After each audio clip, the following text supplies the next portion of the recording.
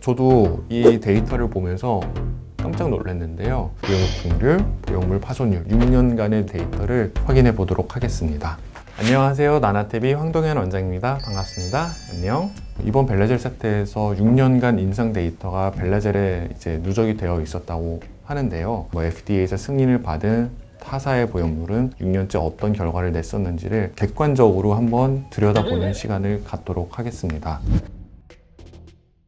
이 논문의 데이터가 뭐냐면요, 어제 수술한 사람도 넣고 이러는 게 아니고요, 6년 전에 수술한 사람들을 6개월째 오게 하고 1년째 오게 하고 계속 추적 관찰을 하면서 가슴은 괜찮은지, 모양은 괜찮은지, 부영구축은 발생하지 않았는지, 파손은 있지 않는지를 검사하면서 나온 데이터란 뜻이에요. 총 4가지 회사의 데이터를 찾아봤습니다. 첫 번째는 2007년에 나온 엘러간의 데이터, 두 번째는 2009년에 나온 멘토의 데이터 논문이고요. 세 번째 논문은 2020년 올해 나온 논문이고요. 벨라젤의 데이터. 네 번째는 2018년에 나온 모티바의 데이터 논문입니다. 이 4가지 보형물의 6년간의 누적 데이터를 동일선상에서 확인해 보도록 하겠습니다.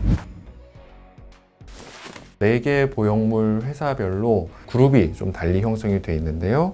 엘러간은 확대, 재건, 재수술로 나눠져 있고요. 확대 455명, 그리고 재건 98명, 재수술 162명으로 구분을 지었고요. 멘토 보형물은 확대 552 케이스, 양쪽에 넣었기 때문에 한 케이스라고 우리가 얘기를 하고요. 재건 251 케이스, 확대 재수술 145 케이스, 확대 재건 60 케이스 발표를 했습니다. 벨라젤은 확대 123 케이스, 재건 54 케이스 각각 발표를 했고요. 모티바는 확대만 30 케이스를 진행을 했습니다. 기본적으로 엘러간과 멘토는 수술 받은 모수의 크기가 벨라젤, 모티바에 비해서 상당히 좀 큰 거를 확인할 수 있는데요. 추적 기간은 엘러간 보형물은 6개월째 보고 1년째 보고 이후에 매년 검사를 하고 홀수년도 1357-9년에는 MRI를 통해서 파열 여부를 확인을 했다라고 되어 있고요. 멘토 보형물은 6에서 10주, 그리고 1년 이후부터 매년 검사를 했다. 벨라젤은 1, 3, 6, 12개월, 그리고 24개월, 그 이후부터는 2년에 한 번씩 추적 관찰하는 것으로 되어 있고요. 그리고 모티바 같은 경우는 24시간, 4일, 2주, 4주, 3개월, 6개월, 12개월 이후에 1년간 이렇게 매년 추적 관찰을 했다라고 각각 써 있습니다.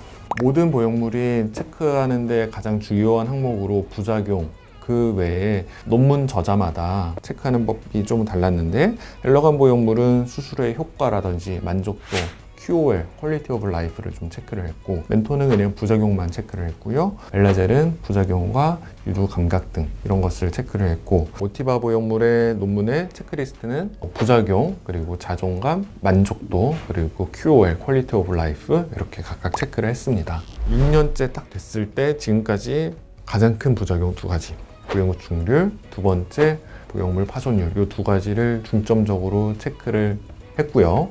재건 말고 확대만 말씀드리겠습니다. 먼저 엘러간사의 보형물의 부영구축률은요, 부영구축률이 14.8%가 나왔고 파손율은 3.5%가 나왔습니다. 두 번째 멘토 보형물은 부영구축률 9.8%, 보형물 파손율 1.1% 나왔고요.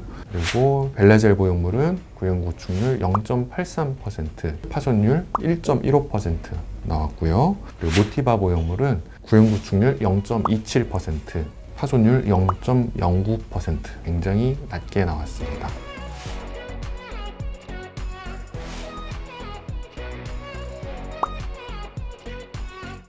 저도 이 데이터를 보면서 깜짝 놀랐는데요. 먼저 구형구축 발생률이 엘러간과 멘토가 6년째 14.8%, 멘토가 9.8%로 벨라젤 모티바의 0.83%, 0.27%에 비해서 10배 이상 차이 나는 것은 보형물 자체 원인보다 구형구축과 관련된 다른 요소들을 생각해야 된다고 봅니다.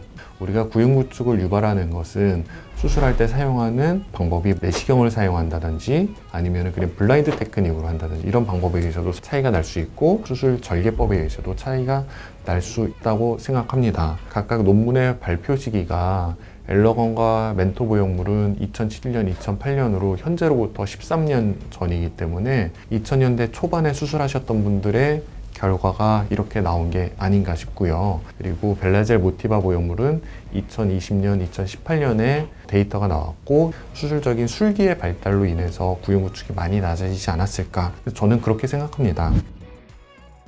각각의 저자에 대해서 각 보형물 회사와 어떤 특수관계에 있는지를 명시를 하게 돼 있는데요. 이거는 윤리적인 문제이기도 하고 데이터를 제공하는 입장에서 틀린 점이 있거나 의혹이 추가적으로 있어서는 안 되기 때문에 모든 논문에 이런 것은 명시가 돼 있습니다. 엘러간과 멘토 이 두 가지는요, 미국에서 시행한 수술이고요.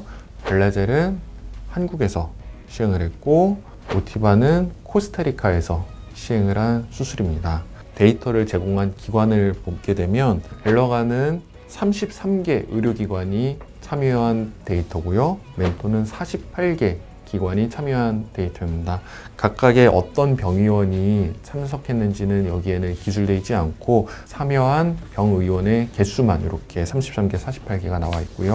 그리고 벨라젤 논문은 2개 의료기관이 되어 있는데 분당 서울대병원과 삼성 서울병원 이 두 의료기관에서 데이터를 제공을 했고요. 모티바 보형물은 코스타리카에 있는 프라이빗 클리닉이라고만 되어 있습니다. 수술의 효과는 사실 각 논문별로 동일하게 발표하고 있지는 않아요. 엘러간 보형물은 컵 사이즈가 얼마나 커졌다에 대해서 얘기하고 있는데 41%는 한 컵이 커졌고 45% 환자분은 두 컵이 커졌다. 만족도는 매우 높았다. 이렇게 얘기하고 있습니다. 멘토 보형물과 벨라젤은 만족도에 대해서는 데이터를 크게 제공하지는 않고 모티바 보형물은 매우 만족했다라고 마무리 짓고 있습니다. 6년간 누적된 임상 데이터 논문을 말씀드리는 시간을 가졌는데 엘러간과 멘토 두 개 회사의 10년 코어 데이터를 말씀을 드리겠습니다. 안녕.